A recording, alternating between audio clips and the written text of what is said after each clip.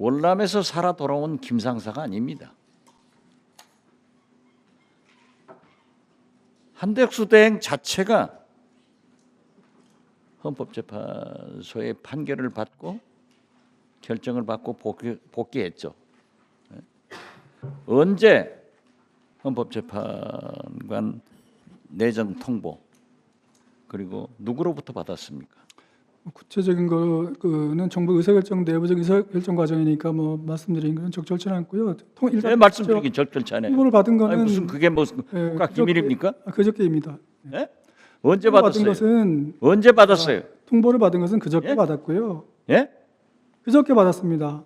그러니까 어제 제가 발표되기 전날 월요일 날 받았습니다. 아니, 월요일. 전날이 언제예요? 월요일 그러니까 4월 7일이죠. 예? 4월 7일 날 받았습니다. 4월 10일 날? 7일이요. 4월 7일 날 이번 주 월요일에 받았습니다. 지금 보면은요. 3월 24일 날 한덕수 대행은 헌법재판소에 의거해서 대행으로 복귀를 했고 3월 25일 날 이완구 처장은 충청남도 천안시 동남구 봉명동에 근저당권 설정을 깔끔하게 정리를 했어요. 그거는요. 그게 위헌의 일치입니까? 아닙니다. 제가 그 말씀을 드리는 이것은 한덕수 대행이 복귀하자마자 윤석열로부터 지시를 받고 이완규 법제처장을 헌법재판관으로 내정했고 그러니까 25일 날 이렇게 근저당 설정권을 깔끔하게 정리했다라고 저는 보는데 이건 뭐예요? 답변 드릴까요? 그거는 제가 그 3년 만기로 대출을 받았던 그 대출금인데 그 대출이 만기가 됐습니다. 그래서 대출 만기가 됐고 그 대출을 처음 받을 때는 제가 변호사로서 사업자를 갖고 있었기 때문에 그 사업자 대출을 받은 거였는데요. 제가 법제처장 되면 이제 사업자 등록이 없지 않습니까? 그래서 사업자 대출이 안 된다고 그래서 처장 네 5.18 유공자죠? 맞습니다. 네? 5.18은 전두환, 내란, 쿠데타 주역을 인정하지 않는 그러한 의로운 학생으로서 활동을 했기 때문에 유공자로 인정받았잖아요. 맞습니다. 이런 분이 전두환의 내란과 윤석열의 내란은 어떻게 다릅니까? 윤석열 내란은 잘 아시다시피 헌법재판소가 8명 만장일치로 규정을 하고 파면을 했어요. 또 법제처장은 노무현 대통령과 검사의 대화에서 합리적으로 인사를 해라 하고 인사권 돌려주라는 얘기도 했죠. 네, 그렇게 말씀드린 적이 이러한 일을 한 노무현 대통령의 초대 국무총리가 한덕수입니다. 한덕수 대행이에요.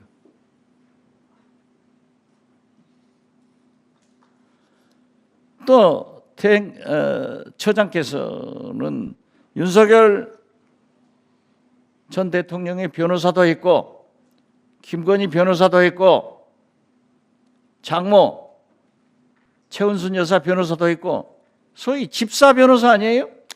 그 의원님 그리고 우리 법사위에 나와서 법제처장을 간두면은 사인으로 돌아가서 조용히 살고 싶다. 그런 얘기 한 적 있죠? 네, 그렇게 말씀드린 그런데 이렇게 세계적 존경을 받고 국민적 신뢰를 받는 8명의 헌법재판관 중에는요. 보수적인 사람도 있고 진보적인 사람도 있지만은 만장일치로 내란에 대한 수개를 파면했습니다. 만약 처장이 헌법재판관으로 가면은 저는 6년간 대한민국 헌법재판소의 재앙이 될 것이다. 이렇게 생각하기 때문에 다시 한번 말씀드리지만 자연으로 돌아가서 윤석열, 내란숙의 변호사도 하고 김건희 도이치모터스 주가 조작 변호사도 하고 최원순 양평고속도로 변호사도 하면서 한편 내란 동조 세력으로 검찰 수사를 받아야 될 것 아니에요? 그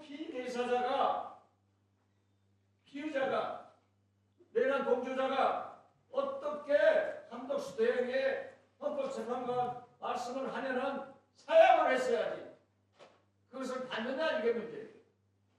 그래서 다시 한번 말씀드리는데 저는 애국심을 가지고 저장이 일생 동안 있었던 법조계의 권위를 위해서도 스스로 사퇴를 해야 나라가 산다 이렇게 생각하는데 다시 한번 답변해 보세요. 의원님께서 그 주시는 말씀은 잘 참고하도록 하겠습니다. 그리고 아까 제가 윤 대통령 관련된 여러 가지 사건을 변호했다고 말씀하셨는데 저는 징계 사건만 변호했을 뿐이고요. 장모님이나 뭐 김건희 여사나 그쪽은 저희가 변호한 사건이 아니었고요. 그다음에 또 윤 대통령이 이제 탄핵 심판에서 8대0으로 이제 탄핵이 인용돼서 파면된 거에 대해서는 저는 이미 그건 결론이 나는 사건이고 거기에 대해서는 저는 이견이 없습니다. 그 윤 대통령이 이미 파면됐기 때문에 그건 파면된 대로 해서 이제 앞으로 법적 절차가 진행될 것이기 때문에 거기에 대해서 제가 무슨 다른 의견을 갖고 있지 않다는 말씀드립니다. 저는 법과 양심에 의해서 재판한다고 하는데 가장 가까운 친구 최측근 윤석열의 반란에 대한 책임을 저는 처장께서도 지고 헌법재판관을 사양해야 된다 이렇게 말씀드리면서 다시 한번 생각해 보기를 바랍니다.